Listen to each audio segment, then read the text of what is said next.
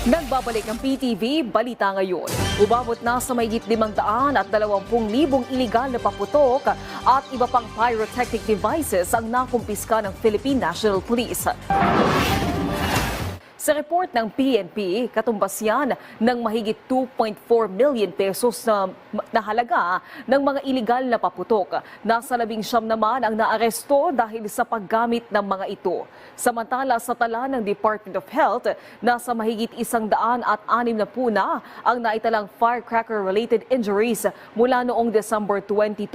Patuloy na pinapayuhan ng publiko na gumamit na lang ng alternatibong pampaingay para sa ligtas na pagsalubong sa bagong taon.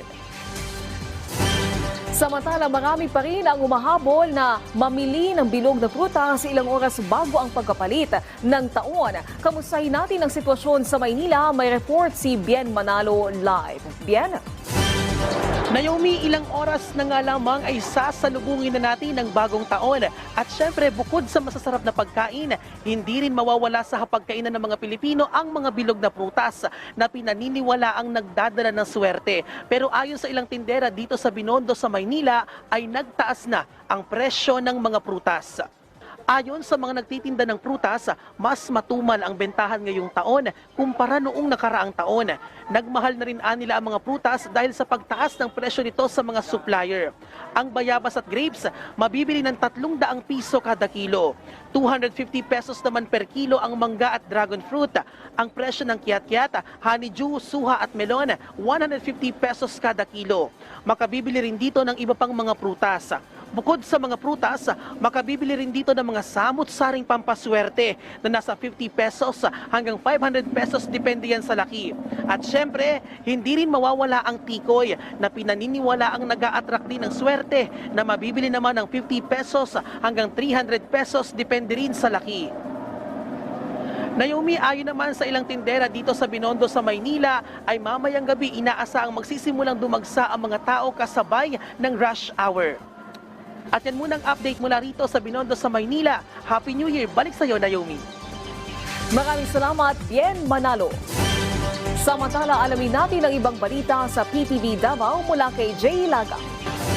Mayong adlaw, dakpan ang kilang street-level individual atul sa drug by bus operation sa Pakibato Police Station netong Disyembre 29 ning tuiga. Nailhan ang direkman nga si alias Kenneth kinsa naaktuhan nga namaligyaw usa ka sachet sa gituang shabu. Na-recover sa gikan kaniya ang lain pang duha ka pakete sa gituang shabu nga dunay gibug-aton nga 2.94 grams ug adunay standard drug price nga kapin 19,000 pesos. Mag-atubang kini sa kasong paglapas sa Republic Act No. 9165 kon Comprehensive Dangerous Drugs Act of 2002.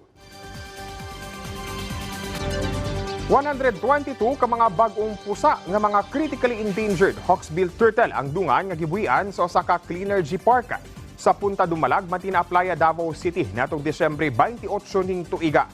Gipangunahan kini sa usa ka power company kauban ang uban pang mga partner agencies ug organizations. Ang maong Cleanergy Park nagsilbi isip nesting ground sa mga hawksbill sea turtles nga ana sa 37-hectare marine protected area. Ning tuiga lang aduna sab duha ka mga na-rescue nga sea turtles nga gibuhian sa kadagatan human nga mipailawom sa rehabilitation ug assessment.